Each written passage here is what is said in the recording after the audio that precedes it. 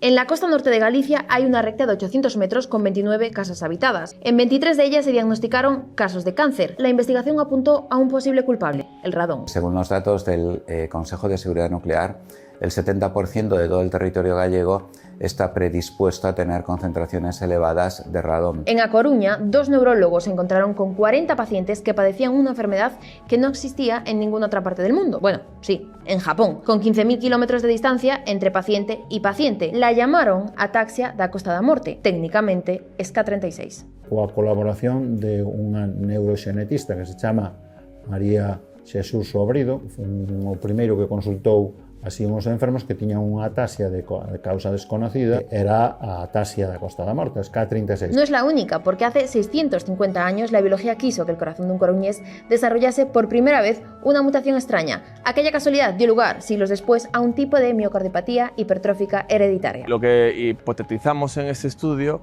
es que estas familias estaban unidas por un antepasado que en el que apareció la alteración genética, vivió hace unos 650 años y que estas familias están unidas por este ancestro común. Soy José María Larrañaga Moreira, soy el autor principal del artículo sobre la troponina gallega, publicado este año. En los barcos de la migración del siglo XX, otra mutación gallega cruzó el océano, aunque los tripulantes no lo sabían. Aquel defecto aumentaba el riesgo de padecer cáncer de mama y de ovario en sus portadores. Así, se detectó hasta en Argentina. Nos empezaron a escribir de laboratorios de Argentina, de Uruguay, que tenían también pacientes que tenían esta mutación, que eran hijos de inmigrantes o nietos de inmigrantes gallegos. Soy Ana Vega y mi equipo participó en la identificación de la mutación gallega asociada a cáncer de mama y ovario hereditario del gen BRCA1. Galicia tiene enfermedades con denominación de origen en los que una variante parece cambiarlo todo, para bien o para mal.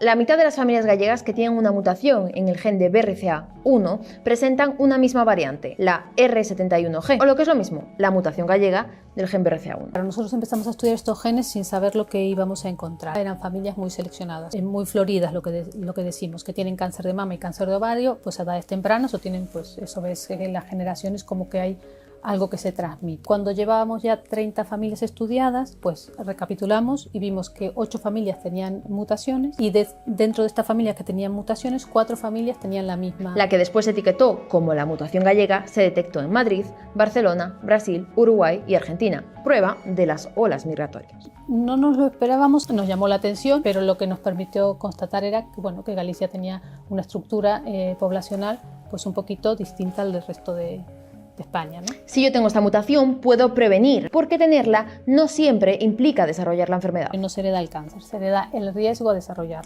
Se habla de un 50, un 80 de desarrollar cáncer de mama y de un 20, un 40 de desarrollar cáncer de ovario. Si yo les digo Costa da Morte, ¿a qué les suena? Pois as historias dos naufraxios, o que é o Finisterre, e incluso falei da historia dos reis de España e do chapapote, ¿no? La ataxia da Costa da Morte es una enfermedad neurodegenerativa que provoca problemas para hablar, para caminar o para escuchar. A ataxia significa descoordinación, desequilibrio, e sempre apunta a co que falla no sistema nervioso é o cerebelo. En los 90, varios pacientes de Muxía y de Ponteceso acudieron al Hospital de Santiago con síntomas parecidos a los de las ataxias. Era menos severa y se manifestaba a partir de los 50. Nos anos 92, 93, por unha especie de carambola, viñeron uns argentinos e dixeron: hai ali uns enfermos que non saben o que teñen, oi, a este doutor eles podille botar un ollo. Empecé a ver dixo, non, é que eu tamén teño unhas primas, por viñeron as primas, outro un taxista de Malpica,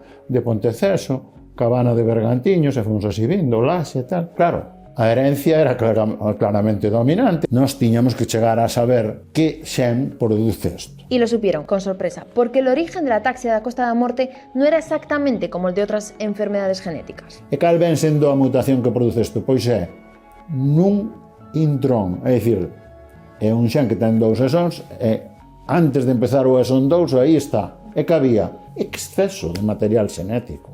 La miocardiopatía hipertrófica es una enfermedad del miocardio que hace que las paredes del corazón se engrosen más de la cuenta, lo que dificulta el bombeo. Y esto se manifiesta en forma de fatiga, falta de aire al caminar, dolor de pecho, mareos. Pasa de padres a hijos sin saltar generaciones, pero no siempre está provocada por la misma mutación. Lo que vimos es que en nuestras familias de miocardiopatía hipertrófica muchas veces aparecía una variante o alteración genética en el gen de la troponina T2. Las troponinas son proteínas del corazón clave en la contracción muscular. Pero, ¿de dónde sale esta variante? Lo que hicimos fue estudiar alrededor de unas 18 familias y ver si compartían genética más allá de la mutación o variante en troponina T2.